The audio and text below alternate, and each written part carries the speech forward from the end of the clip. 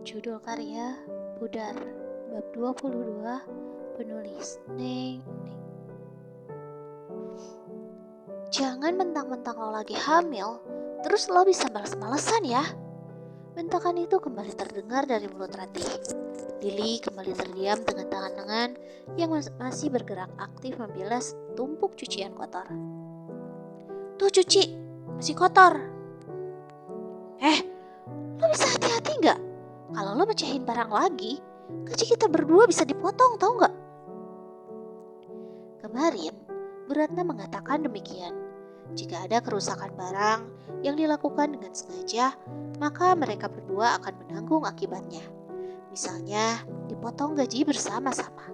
Hal itu dilakukan Bu Ratna agar Lili maupun Ratih bisa saling menjaga dan saling mengingatkan, bisa bekerja sama dengan solid dan saling menguatkan. Lili masih terdiam, pandangannya kosong juga datar. Sudah 1 minggu dirinya bekerja di tempat ini. Lumayan juga, Lili kini tidak lagi kehujanan kala tidur, juga tidak kelaparan kala perutnya mulai berontak minta isi. Lili menjalani hidupnya tanpa arah dan tujuan. Selama dirinya masih bernapas, itu artinya Lili masih hidup. Itu saja.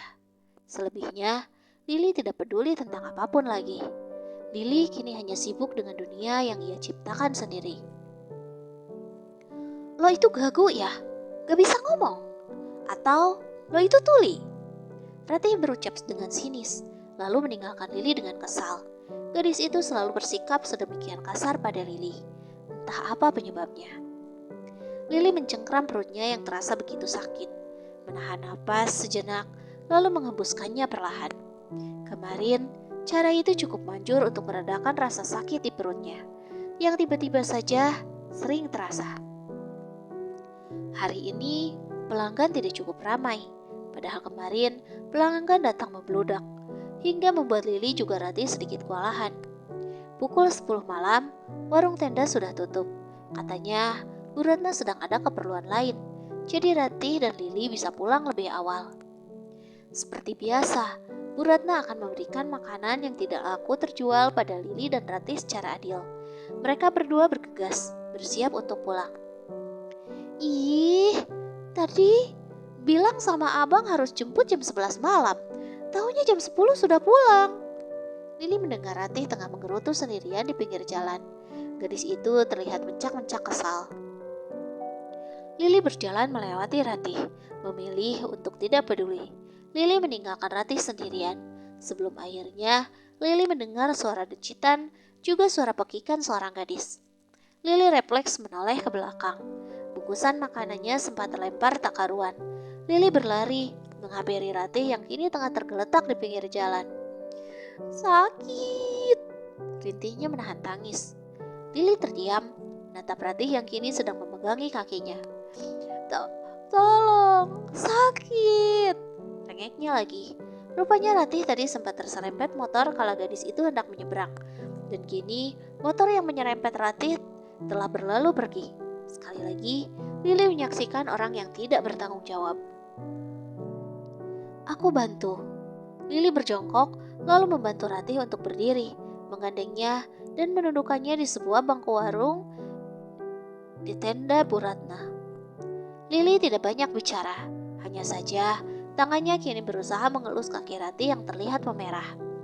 Lili yakin besok kaki Ratih pasti akan membiru dan membengkak. Ratih terdiam, melihat Lili yang telaten berusaha meredakan rasa sakitnya. Sebentar lagi abangku datang, kamu pergi aja sana. Masih dengan gaya arogansinya, Ratih mengusir Lili tanpa ucapan terima kasih. Lili terdiam. Dia tidak lagi berusaha meniupi kaki Ratih. Lili berdiri, kemudian duduk di samping Ratih. Sudah ku bilang, pergi sana, ucap Ratih ketus. Namun Lili tidak peduli. Gadis itu masih terdiam, menatap kosong pada jalan raya yang kini mulai sepi. Pengendara rupanya sudah mulai melenggang. Ih, dibilangin ngeyel. Ratih kembali menggerutu kesal, dan Lili masih tetap terdiam. Netranya kini lurus, menatap pada sebuah mobil yang di dalamnya terdapat seorang pria dan wanita muda yang tengah memangku anak kecil di hadapannya. Mereka tertawa sembari bercerita.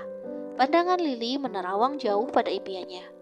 Dulu, Lily juga pernah bermimpi memiliki keluarga utuh yang bahagia. Lily bermimpi akan menikahi pria tampan yang begitu mencintainya, memiliki anak yang lucu, dan mereka akan membesarkannya dengan penuh rasa cinta. Kini, semuanya telah musnah. Semuanya hancur tak tersisa. Lily berdicih sinis. Kenapa bayangan itu harus muncul sekarang? Abang, aku diserempet motor, Bang. Lily mengerjap.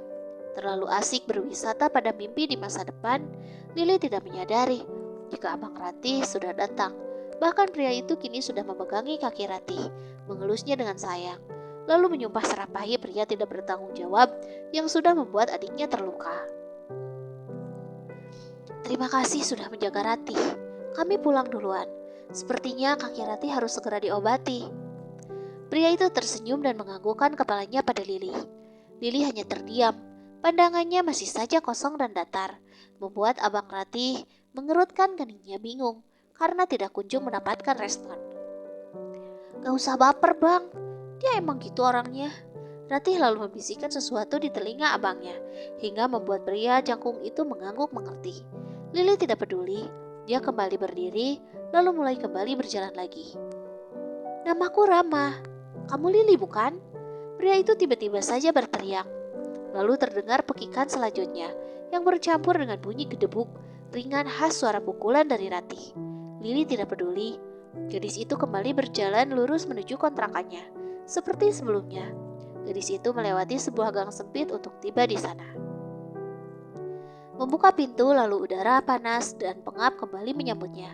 Lily kembali merebahkan tubuhnya dengan lemah. Akhir-akhir ini, tubuhnya terasa begitu lemah dan cepat lelah. Namun, Lily sekali lagi tidak peduli. Lily kembali menatap pada langit-langit kamarnya. Sebelum sebuah ringisan itu tiba-tiba saja muncul. Perutnya terasa begitu perih. Lily lupa. Dia melewatkan makan siangnya tadi. Makanan yang diberikan Bu Ratna juga jatuh entah di mana karena menolong Ratih tadi. Lily mencengkram perutnya sembari terus merintih menahan sakit. Sakit. Gumemnya sembari menekuk perutnya kencang. Air mata Lily kini tengah menetes. Rasa sakit ini begitu menyiksa. Bunda, rintihnya pilu. Rasanya tubuh Lily hampir terbelah dua. Rasa sakit ini semakin tak tertahankan. Lily kini sudah berguling ke kiri dan ke kanan. Wajahnya sudah memucat. Tubuhnya sudah bergetar. Kemudian keringat dingin ikut membasahi tubuhnya. Kenapa rasanya begitu semenyiksa ini? Bunda, Lily merintih kian pilau. Ia tidak tahu apa yang harus dilakukan selain berguling di atas kasur tipis yang sudah bau apek tersebut. Bun, rasa sakit itu semakin tak terkira. Lily menekuk perutnya dengan tangan yang meremasnya hebat. Pandangannya sedikit memuram. Air matanya terus mengalir, meski Lily tidak memintanya untuk turun. Bun. Mata Lily mulai berkunang-kunang, semakin mengabur. Lantas kini Lily berada di ambang kegelapan. Cahaya semakin menjauh dari pandangannya. Sudah terlalu lama, Lily tidak bisa tertidur dengan damai. Sekarang, mungkinkah saatnya?